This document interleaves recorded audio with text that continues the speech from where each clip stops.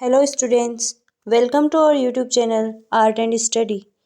आज मैं आपके लिए लेके आई हूँ कोशिका एवं कोशिकांग टॉपिक से इम्पोर्टेंट ऑब्जेक्टिव क्वेश्चन आंसर का फर्स्ट पार्ट।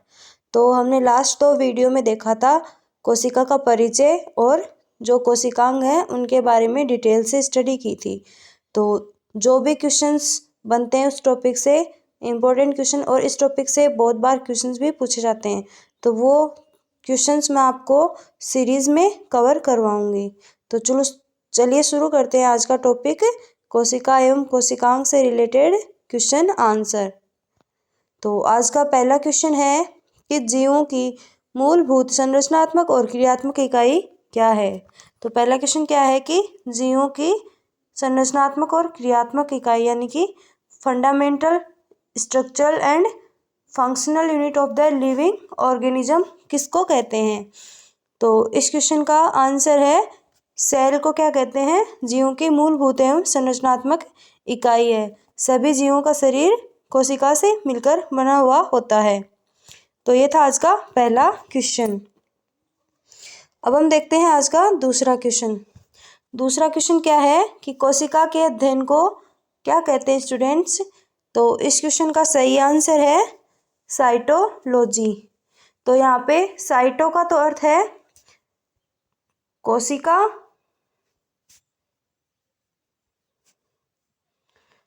और लॉजी शब्द का अर्थ होता है किसी भी चीज का अध्ययन या स्टडी करना।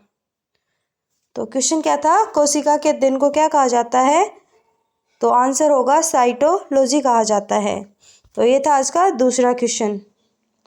अब हम देखते हैं आज का थर्ड क्वेश्चन। तो आज का थर्ड क्वेश्चन है कोशिका विज्ञान के जनक कहे जाते हैं। तो who is known as father of cytology. तो इस क्वेश्चन का सही आंसर है रॉबर्ट हुक, जिन्होंने कोशिका की खोज की थी। तो कोशिका की खोज किसने की थी, रॉबर्ट हुक ने की थी। कहाँ की थी, कॉर्क में, बोतल के कॉर्क में की थी। तो ये था आज का थर्ड क्वेश्चन। तो चलिए अब देखते हैं आज का क्वेश्चन नंबर 4। तो क्वेश्चन नंबर 4 क्या कहता है कि जो सभी जीव होते हैं वो किन से बने हुए होते हैं। तो हमने पीछे देखा था कि जो हमारा शरीर है वो उसकी मूलभूत इकाई क्या है, सेल्स होती है। तो सेल से मिलकर सभी जीव निर्मित होते हैं। तो और सेल्स के बाद में किससे सेल्स मिलकर क्या बनाती हैं, उत्तक बनाती हैं। और उत्तक मिलकर क्या बनाते हैं, अंग बनाते हैं। यानी कि हमारी बॉडी में जितने भी अंग हैं वो किस प्रकार से बनते हैं, पहले सेल्स जुड़ती हैं, फिर सेल्स से उत्तक बनते हैं और उत्तक से अंग बनते हैं और अंग से क्या बनता है, हमारा पूरा ऑर्गन सिस्टम बनता है। तो इस क्वेश्चन का सही आंसर क्या होगा कि सभी जीव किसके बने होते हैं।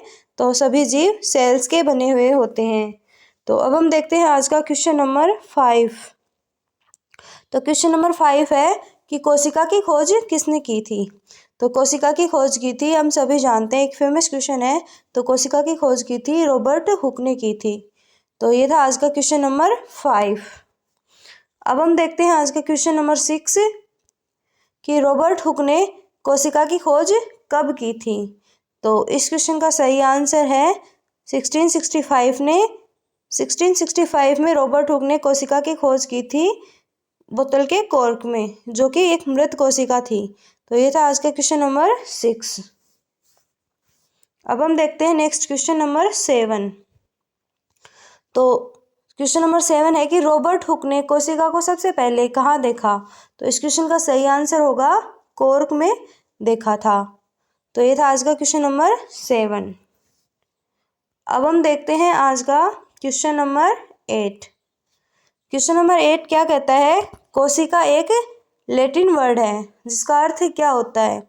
तो इस क्वेश्चन के ऑप्शंस हैं little room, large room, honeycomb और नन ऑफ दीज। तो इस क्वेश्चन का सही आंसर क्या होगा। तो स्टूडेंट्स जो सेल एक लैटिन वर्ड है जो कि सेल्यूला नामक लैटिन वर्ड से बना है। तो सेल्यूला शब्द का अर्थ क्या है, छोटा कमरा। तो इस क्वेश्चन का सही आंसर क्या होगा कि सेल शब्द का अर्थ क्या होता है, एक छोटा कमरा। तो ये था क्वेश्चन नंबर 8। अब हम देखते हैं next question, question number 9। Question number 9 है माइक्रोग्राफ या पुस्तक के लेखक कौन थे। तो माइक्रोग्राफ या पुस्तक के लेखक कौन थे स्टूडेंट्स? तो इस बुक के लेखक थे रॉबर्ट हुक के द्वारा लिखी गई है माइक्रोग्राफिया नामक पुस्तक। तो ये था आज का क्वेश्चन नंबर 9। अब हम देखते हैं next question, question number 10। Question number 10 क्या है कि एक जीवित कोशिका की खोज किसने की थी। तो जो मृत कोशिका थी उसको तो देखा था रॉबर्ट हुक ने। और नेक्स्ट क्वेश्चन है कि जीवित कोशिका की खोज किसने की थी। तो जीवित कोशिका की खोज की थी स्टूडेंट्स ल्यूवेनहॉक ने की थी। तो ल्यूवेनहॉक ने जीवित कोशिका की खोज कब की थी? 1674 में की थी। और किस में की थी? जीवाणु में खोजा था जीवित कोशिका को। तो ये था आज का क्वेश्चन नंबर 10। नेक्स्ट क्वेश्चन है कोशिका सिद्धांत किसने दिया था। तो who propose the cell theory. तो इस क्वेश्चन का सही आंसर है शेल्डन और स्वान ने। तो इस क्वेश्चन का सही आंसर क्या है, कोशिका सिद्धांत किसने दिया था? शेल्डन और स्वान ने। अब हम देखते हैं कोशिका सिद्धांत के बारे में कुछ तथ्य जो कि आधुनिक कोशिका सिद्धांत है। तो आधुनिक कोशिका सिद्धांत क्या कहता है स्टूडेंट्स? तो आधुनिक कोशिका सिद्धांत कहता है कि सभी जीव किनसे मिलकर बना हुआ होता है? सभी जीव मिलकर बने होते हैं, कोशिकाओं से मिलकर बने हुए होते हैं। और नई कोशिकाओं का निर्माण पूर्व स्थित कोशिकाओं के विभाजन से ही होता है। तो ये सिद्धांत कहता है कि जो हमारे शरीर में पूर्व में स्थित कोशिकाएं होती हैं उनके विभाजन से ही नई कोशिकाएं बनती हैं। और प्रत्येक कोशिका जीव द्रव्य और केंद्रक से मिलकर बनी होती है। तो प्रत्येक कोशिका किससे मिलकर बनी हुई होती है? जीव द्रव्य और केंद्रक से मिलकर बनी हुई होती है। और नेक्स्ट है कि एक कोशिका स्वतंत्र रूप से जीवित रह सकती है लेकिन कोई कोशिकांग स्वतंत्र रूप से जीवित नहीं रह सकता। तो जैसे हमारे शरीर की कोई भी कोशिका को लेकर हम लैब में लेकर स्टडी कर सकते हैं लेकिन कोशिकांग जीवित नहीं रह सकता। तो ये था आधुनिक कोशिका सिद्धांत के फैक्ट। अब हम देखते हैं नेक्स्ट क्वेश्चन, क्वेश्चन नंबर 12 कि कोशिका में जीव द्रव्य की खोज किसने की थी। तो कोशिका में जीव द्रव्य की खोज की थी स्टूडेंट्स डुजार्डी नामक वैज्ञानिक ने की थी। तो अब हम देखते हैं कि जीव द्रव्य क्या होता है। तो जीव द्रव्य क्या होता है स्टूडेंट्स? जीव द्रव्य मिलकर बना हुआ होता है कोशिका द्रव्य और केंद्रक से मिलकर बना हुआ होता है। तो ये जो इसमें बिखरा हुआ है ये जीव द्रव्य है। और ये किससे मिलकर बना हुआ होता है? ये कोशिका द्रव्य और केंद्रक से मिलकर बनता है, यानी protoplasm equal to cytoplasm plus nucleus. तो ये था क्वेश्चन नंबर 12। अब हम देखते हैं क्वेश्चन नंबर 13। तो क्वेश्चन नंबर 13 क्या कहता है कि किसने कहा था कि कोशिका विभाजित होती है और नई कोशिकाओं का निर्माण होता है? पूर्व स्थित कोशिकाओं के विभाजन से ही होता है इनका निर्माण। तो ये क्वेश्चन का आंसर होगा रुडोल्फ विर्चो ने ऐसा कहा था। क्या कहा था स्टूडेंट्स? की कोशिका जो विभाजित होती है और नई कोशिकाओं का निर्माण होता है। तो नई कोशिकाओं का निर्माण किनसे होता है? पूर्व स्थित कोशिकाओं के विभाजन से ही होता है। ऐसा किसने कहा था? रुडोल्फ विर्चो ने कहा था। तो ये था आज का क्वेश्चन नंबर 13। अब हम देखते हैं नेक्स्ट क्वेश्चन 14। तो ओमिनस सेलुला ई सेलुला किसने कहा था? तो इस क्वेश्चन का सही आंसर है रुडोल्फ विर्चो ने क्या कहा था? ओमिनस सेलुला ई सेलुला शब्द दिया था। तो ये था क्वेश्चन नंबर 14। अब हम देखते हैं आज का क्वेश्चन नंबर 15। तो क्वेश्चन नंबर 15 क्या कहता है कि जंतु कोशिका का बाह्य आवरण क्या होता है?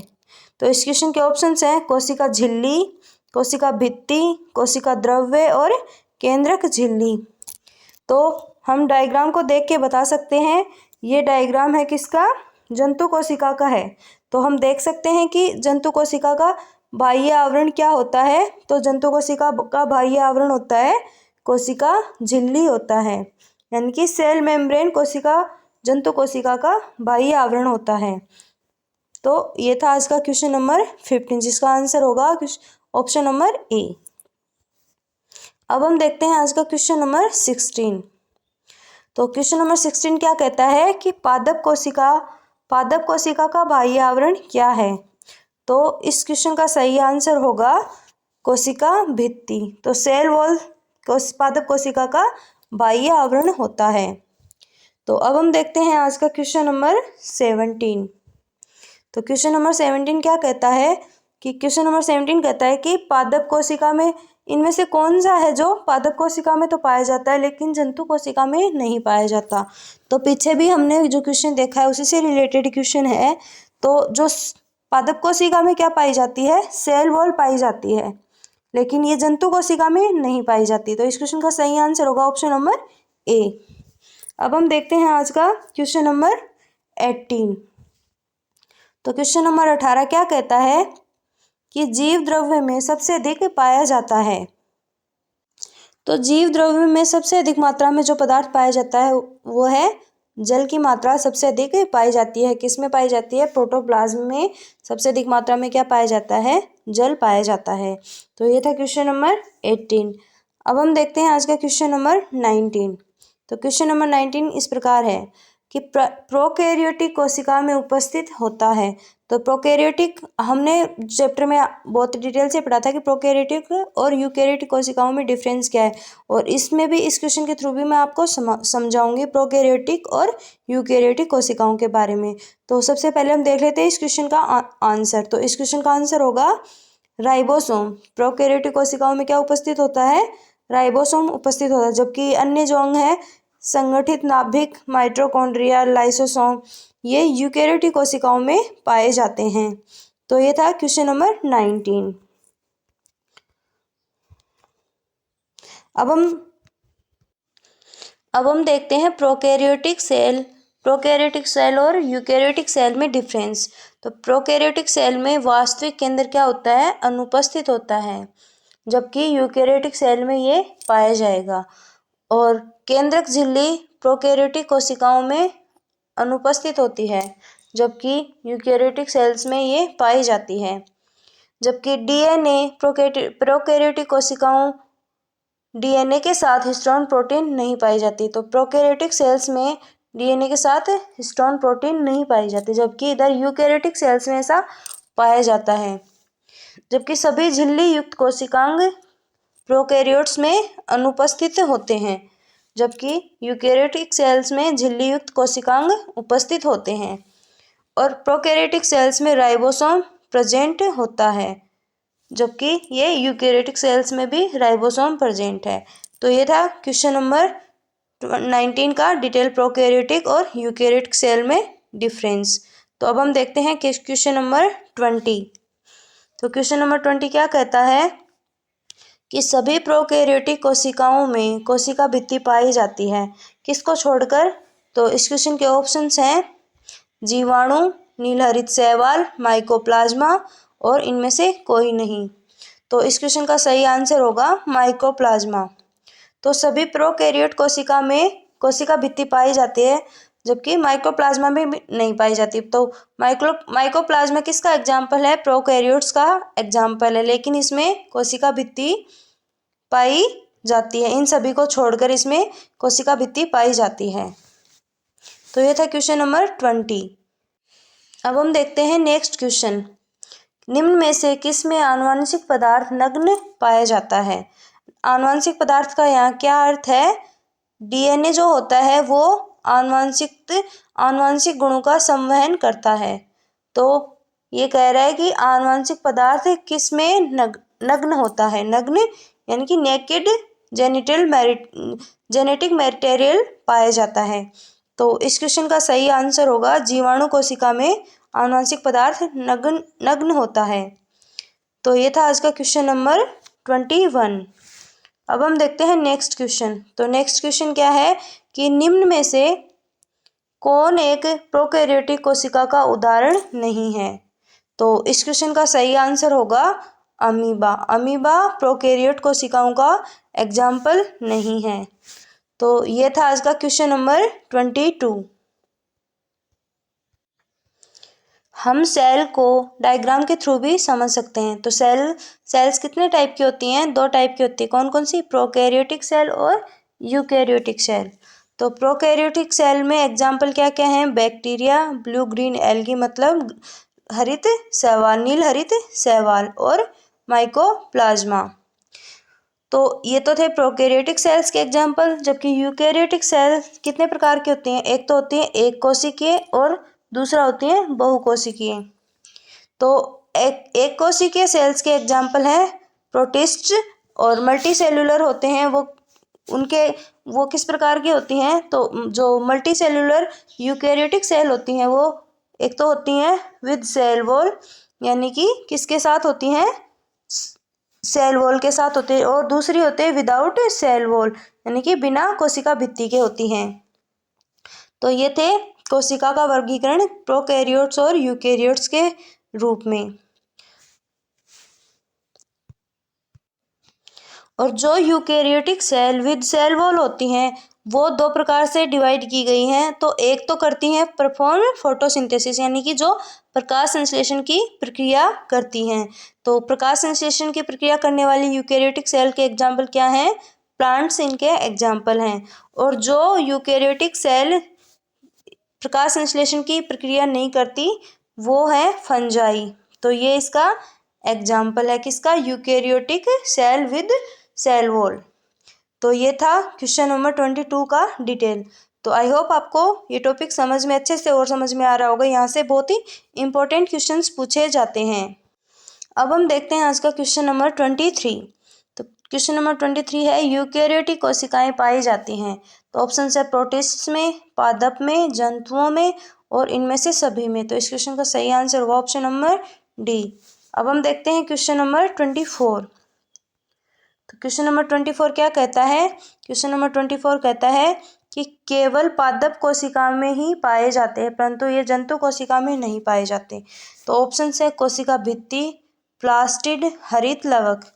तो ये इनमें से जो सभी अंग कोशिका भित्ति, प्लास्टिड और हरित लवक ये पादप कोशिका में तो पाए जाते हैं लेकिन जंतु कोशिका में नहीं। तो इस क्वेश्चन का आंसर होगा ऑप्शन नंबर डी। तो स्टूडेंट्स ये था आज का पार्ट फर्स्ट कोशिका एवं कोशिकांग से ऑब्जेक्टिव क्वेश्चन आंसर का। तो नेक्स्ट पार्ट में मैं आगे और क्वेश्चन लेके आऊँगी सीरीज के। So thanks for watching. So like share subscribe my channel. Thank you.